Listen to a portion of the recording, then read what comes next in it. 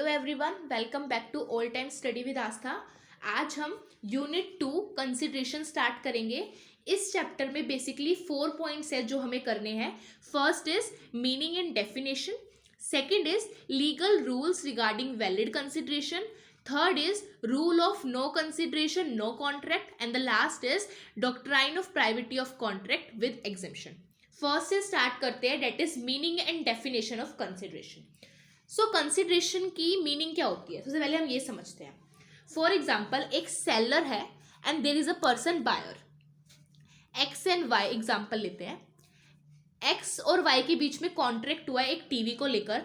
X ने promise किया Y को कि वो उसको टीवी देगा और वाई ने प्रॉमिस किया कि टीवी के बदले वो उसे 20,000 रुपीज देगा। तो एक्स वाई को टीवी देगा और वाई एक्स को 20,000 रुपीज देगा।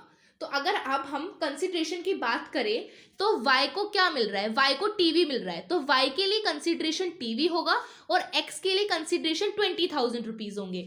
विदाउट कंसिडरेशन कभी भी कॉन्ट्रैक्ट वैलिड नहीं बनता है। फॉर एग्जाम्पल, एक्स वाई को टीवी दे रहा है लेकिन वाई एक्स को कुछ नहीं दे रहा है, एक्स को कुछ भी समथिंग इन रिटर्न नहीं मिल रहा है, कुछ भी नहीं मिल रहा है। तो इस केस में जो ये कॉन्ट्रैक्ट बना है, this contract is not enforceable under the law के अंडर इसको इन्फोर्सिबल नहीं माना जाएगा। It is not a valid contract because यहाँ पर कंसिडरेशन नहीं है। कंसिडरेशन आपका एक इंपॉर्टेंट एलिमेंट होता है। Consideration is an important element of a valid contract. जिस तरीके से आपका ऑफर और एक्सेप्टेंस एक वैलिड कॉन्ट्रैक्ट करने के लिए असेंशियल एलिमेंट होता है, उसी तरीके से आपका कंसिडरेशन भी एक असेंशियल एलिमेंट होता है फॉर द वैलिड कॉन्ट्रैक्ट। अगर मैं सिंपल सी लैंग्वेज में बात करूं तो कंसिडरेशन का मतलब होता है समथिंग इन रिटर्न। जैसे कि यहाँ पर सेलर ने अपने गुड्स दिए बायर को और बायर ने उसे मनी दिया, तो यहाँ पर सेलर को मनी मिल रहा है एज अ रिटर्न, तो उसको हम बोलेंगे कंसिडरेशन। डेफिनेशन देखते हैं कंसिडरेशन की। It is a price agreed to be paid by the promisee for the obligation of the promisor. Promisee and promisor कौन होता है? Promisor is a person who promises. जैसे यहाँ पर एक्स ने प्रॉमिस किया था कि वो उसको टीवी दे देगा, and promisee is a person जिसके फेवर में आपने प्रॉमिस किया है। तो यहाँ पर एक्स प्रोमिसर होगा जिसने प्रॉमिस किया है, और आपने वाई के फेवर में एक प्रॉमिस किया है, तो Y is a promisee. So consideration की अगर मैं डेफिनेशन की बात करूं तो कंसिडरेशन की डेफिनेशन में बोला है कि जो प्राइस आपका प्रोमिसी पे करता है for the obligation of the promisor, उसको हम कंसिडरेशन बोलते हैं। तो यहाँ पर आपका वाई ने 20,000 रुपीज पे किए for the obligation of this X. So यहाँ पर आपका कंसिडरेशन ये 20,000 होगा एक्स के लिए, और वाई के लिए आपका कंसिडरेशन आपका टीवी माना जाएगा। फॉर एग्जाम्पल, यहाँ पे एग्जाम्पल देखिए, A agrees to sell his car to B. A B को अपनी कार बेच रहा है 50,000 के लिए। तो यहाँ पर बी को तो कार मिल रही है, तो यहाँ पर बी के लिए this car is the consideration, and A को जो 50,000 रुपीज मिल रहे हैं तो ए के लिए ये 50,000 रुपीज कंसिडरेशन माने जाएंगे। देखिए, here B is promise to pay the sum of rupees 50,000 is the consideration for A is promise to sell the car, and A is promise to sell the car is the consideration for B is promise to pay the rupees 50,000। So यहाँ पर ए को car के बदले में 50,000 rupees मिले हैं, तो 50,000 rupees is the consideration for ए, और यहाँ पर बी को 50,000 रुपीज के बदले कार मिली है, तो यहाँ पर बी के लिए this car is the consideration. Let's take one more example. Abhishek promised Bharti not to file a suit against him if she would pay him rupees 1 lakh rupees. तो देखिए, यहाँ पर अभिषेक भारती को प्रॉमिस करता है कि अगर तुम मेरे खिलाफ कोई भी सूट फाइल नहीं करोगे तो मैं तुम्हें 1 लाख रुपीज दूंगा।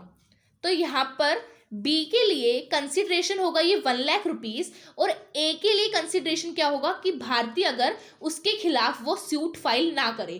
तो जरूरी नहीं होता है कि जो कंसिडरेशन है वो मॉनेटरी टर्म में हो, वो नॉन मॉनेटरी टर्म में भी हो सकता है, बस समथिंग इन रिटर्न होना चाहिए। तो यहाँ पर ए के लिए कंसिडरेशन होगा कि उसके खिलाफ कोई भी सूट फाइल ना हो, और बी के लिए कंसिडरेशन होगा this 1 lakh rupees. So consideration can be monetary और non monetary in terms. Let's do the second topic, legal rules regarding the consideration. Consideration के लिए लीगल रूल्स क्या क्या होते हैं। अब तक हमने पढ़ा कंसिडरेशन क्या होता है। Consideration is an essential element of a valid contract. Consideration को अगर मैं बेसिकली सिंपल लैंग्वेज में बोलूं तो it is something in return. Now second topic start करते हैं, डेट इज लीगल रूल्स। क्या क्या लीगल रूल्स होते हैं कंसिडरेशन के लिए। First is consideration must move at the desire of the promisor. अगर प्रोमिसर का डिजायर है और प्रोमिसर के अकॉर्डिंगली कंसिडरेशन मूव कर रहा है तभी वो वैलिड कंसिडरेशन माना जाएगा, अदरवाइज वो वैलिड कंसिडरेशन नहीं माना जाएगा। फॉर एग्जाम्पल, आप अपने फ्रेंड की हेल्प करते हो होमवर्क करने के लिए, वॉलंटरली आप उसकी हेल्प कर रहे हो होमवर्क करने के लिए, उसके बाद आप उससे कुछ अमाउंट मांगते हो कि मुझे 1000 रुपीज दो क्योंकि मैंने आपका होमवर्क किया है, तो बच्चे ये वैलिड कंसिडरेशन नहीं माना जाएगा क्योंकि आप ये होमवर्क वॉलंटरली कर रहे थे, आपके ऊपर कोई भी दबाव नहीं था या फिर आपने कोई भी प्रॉमिस नहीं किया था, ये काम आपने वॉलंटरली किया है, इसलिए ये वैलिड कंसिडरेशन नहीं माना जाएगा। और अगर कंसिडरेशन ही वैलिड नहीं है तो जो कॉन्ट्रैक्ट है वो भी वैलिड नहीं माना जाएगा। इसमें एक केस स्टडी है जो बहुत ही फेमस है, that is Durga Prasad versus Baldev. ये वाली केस स्टडी पढ़ते हैं। The collector of a district asked D to spend some money on the improvement of the market and he did so. District के कलेक्टर ने डी को बोला कि मार्केट में कुछ अमाउंट स्पेंड करो for the improvement of the market, और D ने अकॉर्डिंगली वो अमाउंट स्पेंड कर दिए। और उसने सारे शॉपकीपर्स को बोला कि जितनी भी आपकी सेल्स होगी उस सेल्स का कुछ परसेंटेज मुझे एज अ कमीशन दे देना। तो शॉपकीपर्स ने बोला ओके हम आपको दे देंगे, लेकिन बाद में शॉपकीपर्स ने मना कर दिया कि हम तुम्हें कमीशन नहीं देंगे, क्योंकि जो यहाँ पर कंसिडरेशन मूव कर रहा है वो हमारे डिज़ायर पर नहीं कर रहा है, वो हमारे रिक्वेस्ट पर नहीं कर रहा है, वो कंसिडरेशन या फिर जो भी आपने किया है वो आपने कलेक्टर के डिज़ायर पे किया है, हमारे डिज़ायर पे आपने कुछ नहीं किया है। तो यहाँ पर जो प्रोमिसर था, जो आपके शॉपकीपर थे, शॉपकीपर के जो आपके प्रोमिसर्स थे, उनके डिज़ायर पे आपने कोई भी कंसिडरेशन मूव नहीं किया है, आप कलेक्टर के कहने पर काम कर रहे हो, ना कि शॉपकीपर के कहने पर काम कर रहे हो। तो यहाँ पर आपके जो शॉपकीपर है वो बिल्कुल भी आपके लॉ के अंडर नहीं है कि वो आपको कमीशन पे करे। This is a famous case, that is Durga Prasad versus Baldev. Let's take one more example. R and there is a person S. S का घर X के घर में आग लगी हुई थी। R जो है उसका घर बचाता है और वो उससे बोलता है कि मुझे कुछ अमाउंट दो क्योंकि मैंने तुम्हारा घर बचाया है। तो अगर इस केस में आर ने उसका घर वॉलंटरली बचाया है, मतलब कि एक्स ने उससे रिक्वेस्ट नहीं किया, यहाँ पे प्रोमिसर जो एक्स है, अगर मान लो इस एक्स ने आपको रिक्वेस्ट नहीं की है कि मेरा घर बचाओ, फिर भी आप बचाते हो, वॉलंटरली बचा रहे हो, तो उस केस में आप बिल्कुल भी हकदार नहीं हो फॉर एनी कंसिडरेशन। लेकिन अगर एक्स आपको रिक्वेस्ट करता है कि मेरा घर बचाओ और आप अकॉर्डिंगली उसका घर बचाते हो, तो उस केस में आपको रिवॉर्ड मिल सकता है और एक्स आपको अकॉर्डिंगली दे सकता है रिवॉर्ड। सो द फर्स्ट क्या बोलता है, फर्स्ट बोलता है अगर प्रोमिसर आपको रिक्वेस्ट कर रहा है तभी कंसिडरेशन मूव होना चाहिए, अदरवाइज कंसिडरेशन जो भी मूव होगा वो वैलिड कंसिडरेशन नहीं माना जाएगा। सेकेंड इज कंसिडरेशन में मूव फ्रॉम प्रोमिसी और any other person. Simple language में बात करूं तो इसका मतलब है कि there can be stranger to a consideration. अगर कंसिडरेशन में कोई स्ट्रेंजर है तो वो वैलिड कंसिडरेशन माना जाता है। There can be stranger to consideration but there can not be a stranger to a contract. Stranger to contract नहीं होना चाहिए बट स्ट्रेंजर टू कंसिडरेशन हो सकता है। एक फेमस केस है चिनैया वर्सेस रमैया, उससे समझते हैं। एक ओल्ड लेडी थी, वो एज अ गिफ्ट अपनी कुछ प्रॉपर्टी अपनी डॉटर को दे देती है, अंडर द डायरेक्शन कि उसकी डॉटर उसके मैटरनल आंट को as an annuity yearly payment करेगी। लेकिन डॉटर क्या करती है, डॉटर उसी दिन अपने भाई के साथ, ब्रदर के साथ वो कॉन्ट्रैक्ट कर लेती है और ब्रदर को एन्युटी पे करती है। तो इस केस में जो आपकी मैटरनल आंट है, मैटरनल आंट डॉटर को स्यू कर सकती है टू रिकवर दैट अमाउंट। वो एन्युटी का जो अमाउंट है उसको रिकवर करने के लिए वो डॉटर के ऊपर केस कर सकती है, क्योंकि जो ये मैटरनल आंट है वो स्ट्रेंजर टू कंसिडरेशन है, और जो स्ट्रेंजर टू कंसिडरेशन होता है वो वैलिड कंसिडरेशन माना जाता है, वो बिल्कुल भी वॉइड नहीं माना जाता और वो वैलिड कॉन्ट्रैक्ट माना जाता है और इट इज इनफोर्सिबल अंडर लॉ।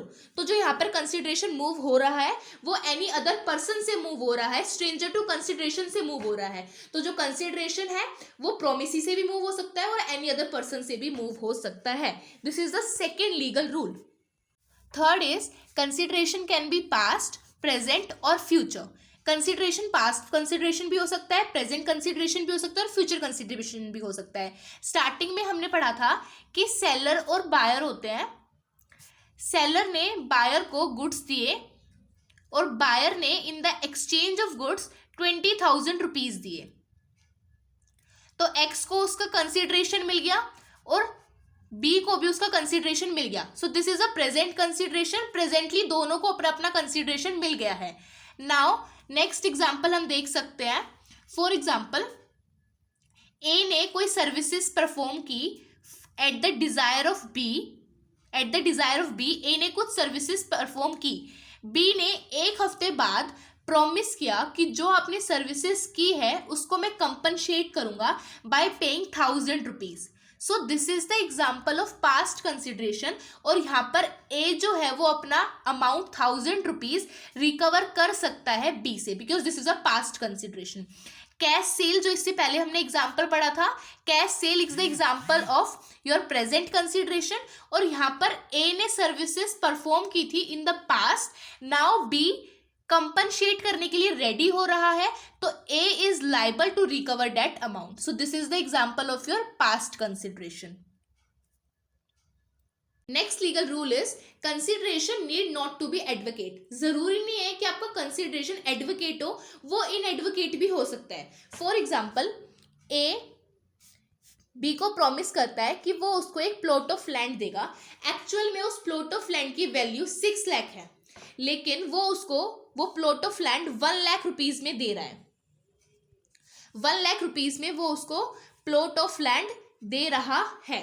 तो इस केस में जो उसको कंसिडरेशन मिल रहा है 1 लाख रुपीज, वो एडवोकेट नहीं है, क्योंकि एडवोकेट अमाउंट होगा 6 लाख रुपीज, क्योंकि बी को तो 6 लाख रुपए का एक लैंड मिल रहा है और ए को सिर्फ 1 लाख रुपीज मिल रहे हैं, तो वो एडवोकेट नहीं है। लेकिन फिर भी वो वैलिड कंसिडरेशन माना जाएगा, क्योंकि जरूरी नहीं कि कंसिडरेशन एडवोकेट ही हो, वो इन एडवोकेट भी हो सकता है। बस कंसिडरेशन का कुछ वैल्यू होना चाहिए, लीगल वैल्यू होना चाहिए। तो अगर मैं बात करूं, एक एग्जांपल और लेते हैं, ए और बी, ए बी को टीवी सोल्ड कर रहा है, उस टीवी की वैल्यू 50,000 है, लेकिन वो उसे 10,000 में सोल्ड कर रहा है। तो बी को तो 50,000 का एक टीवी मिल रहा है, लेकिन ए को सिर्फ 10,000 रुपीज मिल रहे हैं। तो इस केस में जो ये कंसिडरेशन है ये इन एडवोकेट है, लेकिन फिर भी उसे वैलिड कंसिडरेशन माना जाएगा, क्योंकि जरूरी नहीं कि कंसिडरेशन आपका एडवोकेट हो, वो आपका इन एडवोकेट भी होता है और फिर भी उसे वैलिड कंसिडरेशन माना जाता है। Next is consideration must be real, it must not be illusory. Illusion नहीं होना चाहिए, रियल होना चाहिए कंसिडरेशन। फॉर एग्जाम्पल, मैं आपको प्रॉमिस करती हूँ कि आप मुझे 10,000 रुपीज पे करो, मैं आपको मैजिक से एक ट्रेजर ढूंढ कर दूंगा। This is not real consideration, क्योंकि दिस इज इम्पॉसिबल। या फिर एक एग्जाम्पल हम ले सकते हैं, to bringing the dead person to live again, कि आप मुझे 10,000 रुपीज दो और जो ये मरा हुआ व्यक्ति है मैं इसको जिंदा करूंगा। तो this is not a valid consideration, क्योंकि ये जो है ये इम्पॉसिबल चीजें होती है। This is impossible.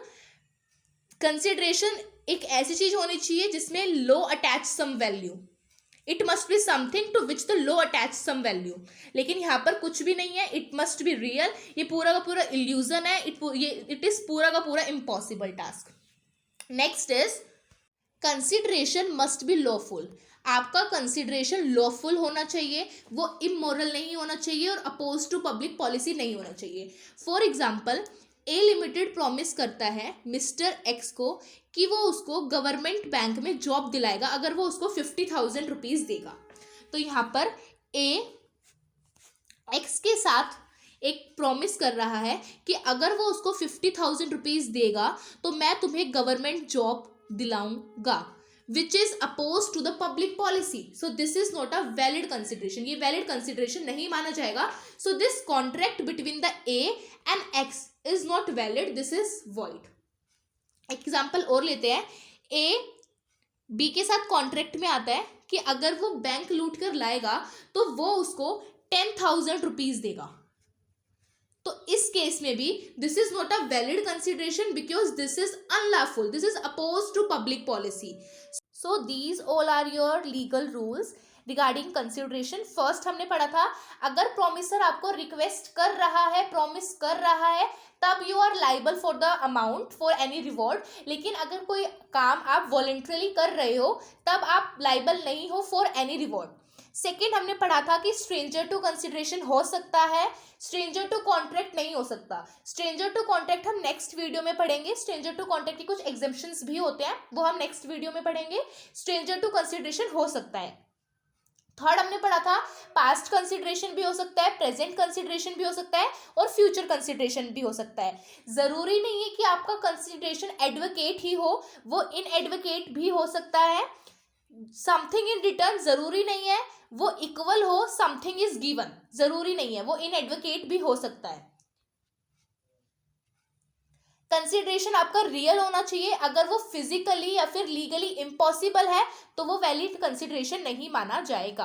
कंसिडरेशन आपका लॉफुल होना चाहिए, वो इमोरल नहीं होना चाहिए और it must not oppose any public policy. So these are all your legal rules. बाकी जो हमारे 2 टॉपिक बचे हुए हैं वो हम नेक्स्ट वीडियो में करेंगे.